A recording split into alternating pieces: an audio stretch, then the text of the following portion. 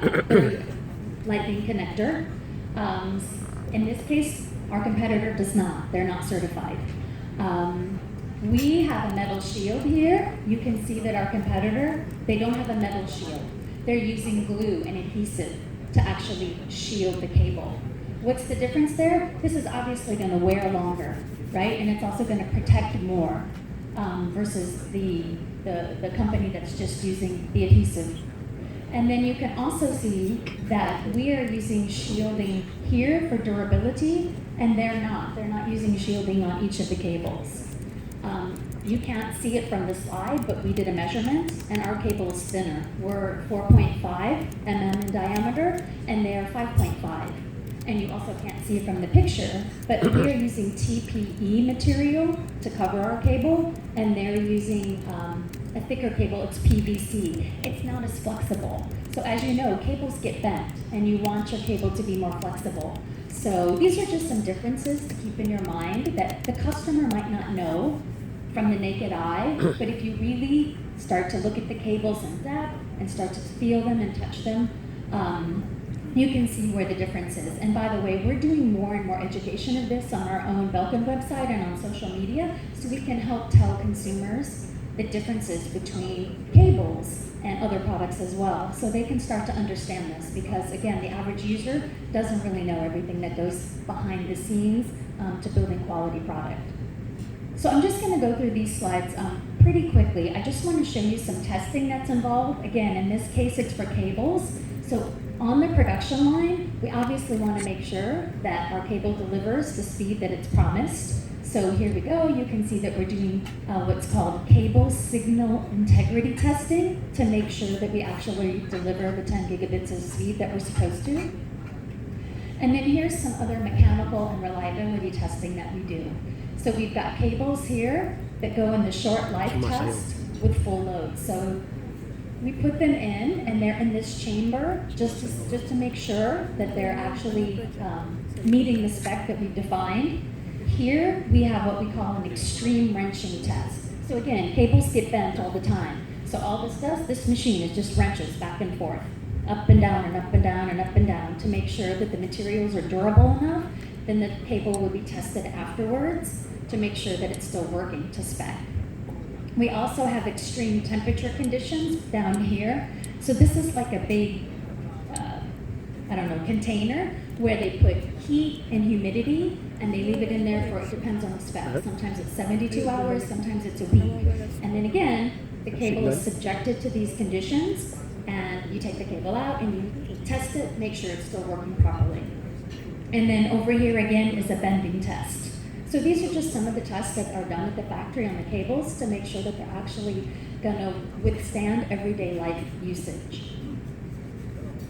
And then again, in the manufacturing process, this is actually a screenshot of the soldering. So the soldering is done by machine, but these are so fine, the way the cables are soldered onto the board, that it needs to be magnified on the screen so the operator can check to make sure everything is connected properly. And then of course it's tested. You need to make sure it provides the right level of power and data integrity as well. So that was a quick summary of cable quality and some of the things that Belkin does to make sure the cables are working properly. Now we're going to talk about car chargers. And there's going to be 3 key words that I want you to remember. And I'm not sure if there's going to be a quiz later, maybe, maybe not, but you might want to write some things down. The first one is that Belkin car chargers, in terms of quality, they're really cool. Okay, does anybody know who that guy is? You'd have to be from the 80s.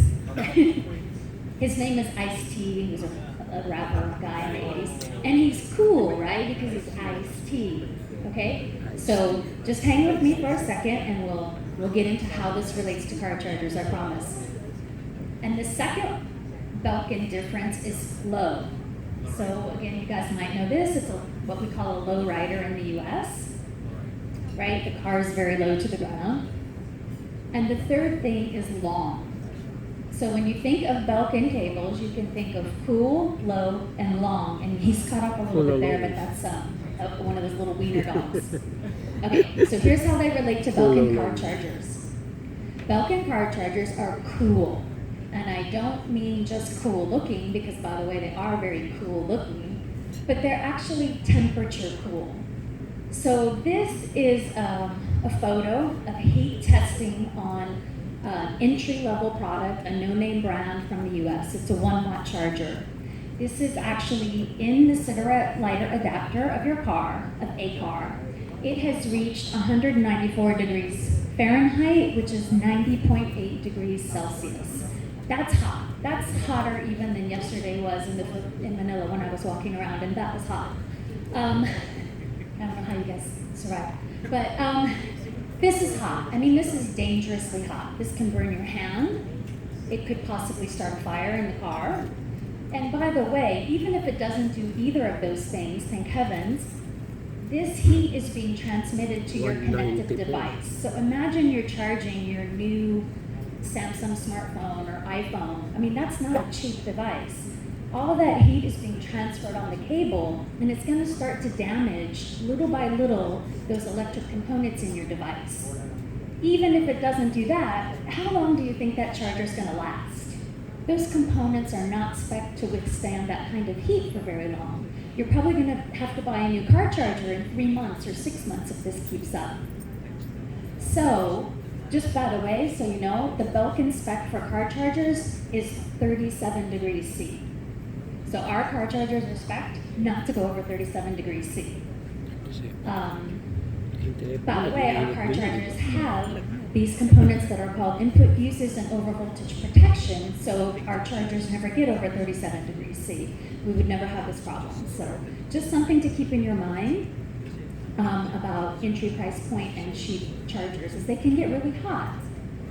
The second difference, remember we talked about cool, so Belkin car chargers stay cool and they look cool, is low. So something called signal emissions in car chargers. So I'm not sure if you've ever had the experience where you're listening to the radio and you put your car charger in and then you kind of hear a hum, or it might do that at first and then it levels out. Well, that's called signal noise, and that's interference. And basically what that's doing again is it's shortening the life of the components in the charger and also in your device. You don't want that. What you want is a clean signal. So this is again an entry price point 2.4 CLA. You see how the line is very wide. That means there's a lot of noise, a lot of signal interference. It's high, it's not good. Here's a different competitor. And then on the right we have 2 Belkin CLAs. So these are different products, but you can see definitely the line is much cleaner, and that's what you want. So we want low signal emissions, and that's what Belkin delivers. So we've got cool, and we've got low. And the third one is long. So the way that we have developed the Belkin car chargers and all of our products, but now we're talking about car chargers, is we want them to last a long time. And this is, if you take a car charger and you open it up, these are the circuit boards and the components inside. Again, this is a competitor. You can just see it's kind of clean. Looks like there's not a lot going on. I'm not an engineer, but it's clean when you compare it to the Belkin car charger. So these are the extra components that are in the Belkin car charger that are not in this particular entry-level car charger. There's extra capacitors. That's number one, and they make the product more efficient and reliable, and they reduce interference, that noise that we just talked about. We have thermal silicon, which helps with heat dissipation, helps keep it cool, like we talked about. We have an inductor, which gives clean power to the device, which again helps keep it the signal clean. And then we have different capacitors, which help with noise reduction. And we have things called diodes, that's number 5, and they help prevent burnouts and shorts. So again, just taking a look at those two, those extra components cost money. Again, why are Belkin products a bit more premium in the market? Well, because we put more components in to help protect your product that you plug into it, as well as the life of this product, so you don't have to buy a new car charger every 3 months. And here is just one more example. So this is a different product. This happens to be a private label brand in the US, one of the telcos or operators. Same thing. You can just take a look at the different components. In this case, we have extra ripple protection, extra noise protection, and extra voltage. You can't see it here because my laptop's there. Ooh, I should just not move that. But it basically says that this product goes to 75 degrees C at room temperature. And again, as we've mentioned, the Belkin product is spec'd at 37 degrees C, and that is because we have heat sinks in our product that this competitor does not have, so that's how we control the temperature. So what does this mean, these extra components? Your device and this particular charger will last a long time. So remember, cool, low, long for Belkin car chargers. Oh, here they are again. Okay? And then I'll go quickly through the Belkin difference in power banks. So we are just now entering into the power bank market. We actually had a couple of products a few years back and they got out of the market, and now we're getting back in. And it's good for us to be in there because it completes our charging ecosystem. With Belkin, we want you to be able to use your device anywhere on the go. And as we all know, power banks are now, kind of the charger of choice. So we're back into the market, but we want to do it the proper way. We know there's a lot of available options out there, but what we're going to do is design it correctly, which I'll talk about. I want to first talk about our history with Belkin chargers. We were actually, this was a Space Shuttle Discovery, and that is the Belkin charger. In the late 1980s and early 1990s, this was actually a battery operated with 3 AA batteries. So, if they trust Belkin enough to put us on Space Shuttle Discovery, that means we have a pretty good track record for charging, I would say. So I thought that was pretty cool. Okay, so why Belkin and power banks? Quality, performance, and safety. For example, in power banks, you guys probably know this already, but you get what you pay for. So here's just a couple of reviews pulled from Amazon that, you pay $7 US, which is roughly 400 pesos. It's not going to last that long. It might last you a few months, but it's probably not going to last you for 2 years, which the Belkin products come with a 2-year warranty. So again, I think we've all kind of had this experience that, oh, it's so cheap I have to buy it, but it doesn't really last that long.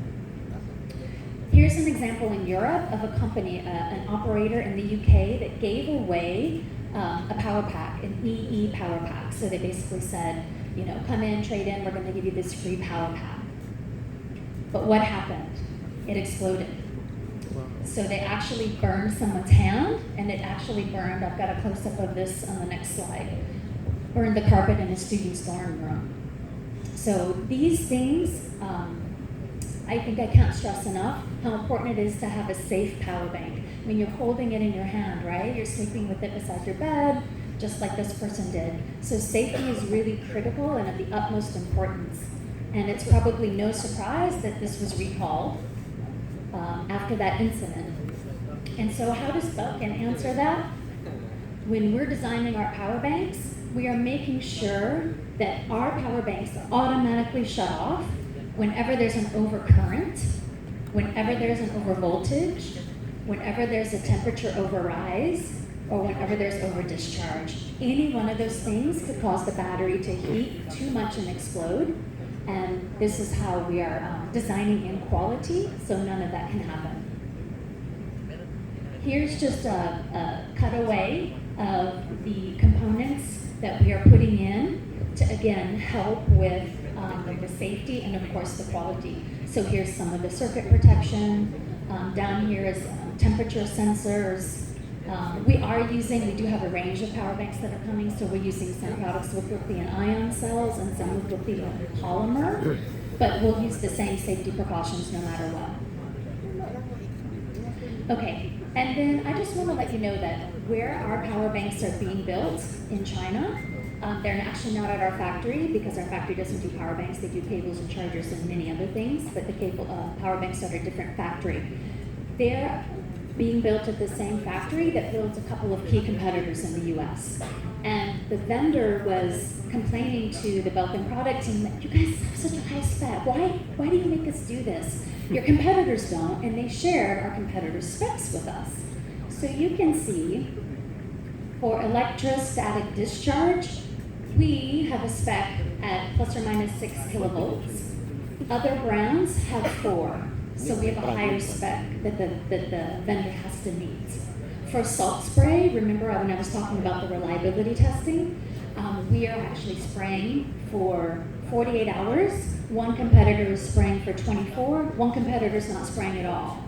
So I don't know about you, but salt spray is also, they have with humidity. And in Asia, it's pretty humid.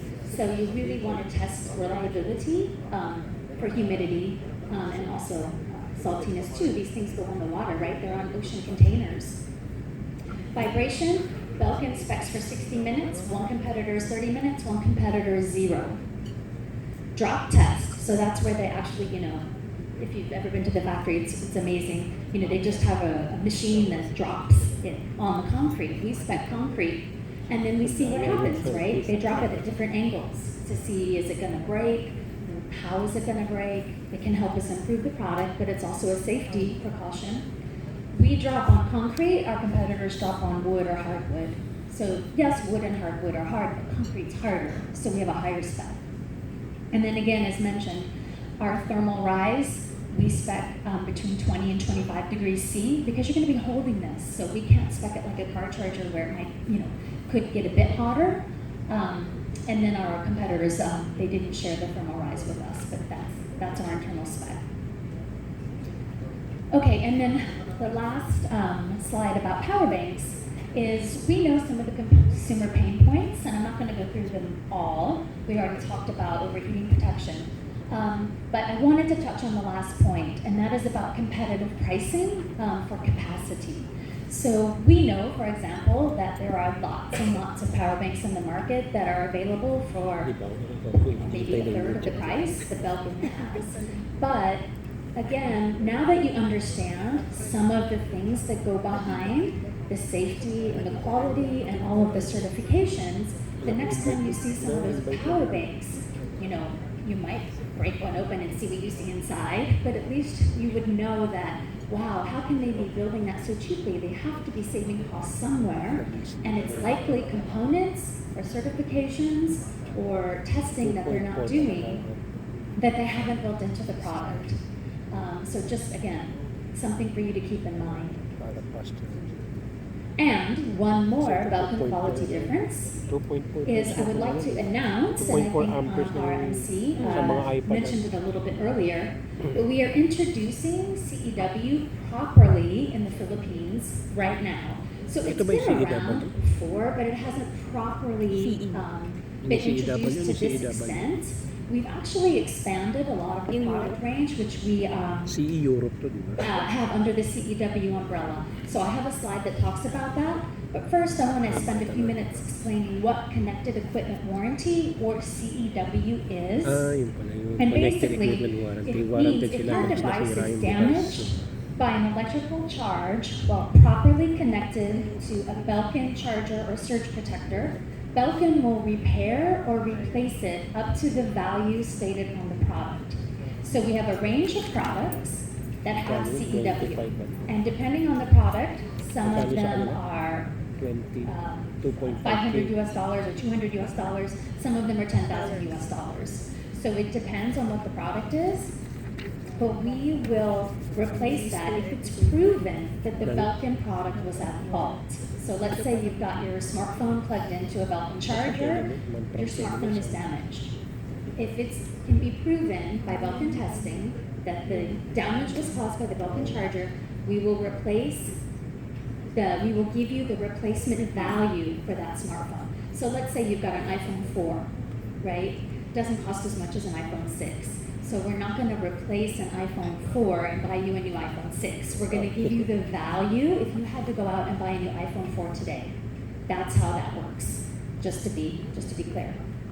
By the way, I want to mention that Belkin was the original creator of CEW in the US. I know there's some other brands on the market that have taken on the idea, but Belkin created Connected Equipment Warranty in the late 1980s in the US. So they were truly the first company to stand behind the product so much that they made this commitment and this guarantee.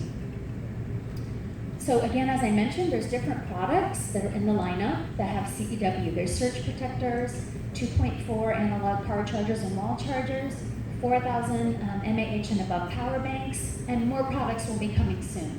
So we have a range of chargers in our line. We have 1 amp, 2.1, and 2.4. CEW will be on the premium, on the high end of our line. So it's not going to be on every product we make. It's going to be really on the upper tier products that we make. Okay. And then I just want to go over some key points about CEW. So first of all, if there is a claim, so somebody bought a Belkin product and they have an issue with it, they would make a claim to Belkin. So we have a 1-800 number that you can call from a landline, and we're adding an online email submission claim. That's going to be available soon, hopefully within the next few weeks. And you would just submit the claim. This is what happened. They ask you for some basic information. They will ask for a proof of purchase. And by the way, we need to know that the product must have been bought in the Philippines. So we know we have Belkin products all available all over the world, but we don't carry the same range in the Philippines that we carry in the rest of the world. So for a CEW claim to be valid in the Philippines, it must be a product that has been purchased here. From an authorized reseller too, we should add. Then what will happen is, within a few days, you'll be contacted. You'll actually send the Belkin product back, prepaid, to Hong Kong to be tested.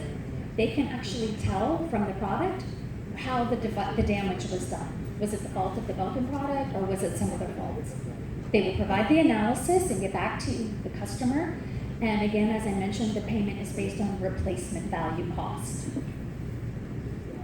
And the amount of coverage is from 50,000 pesos to 250,000 pesos. It's different by product type. So on a 2.4 car charger, it's $2,500 US.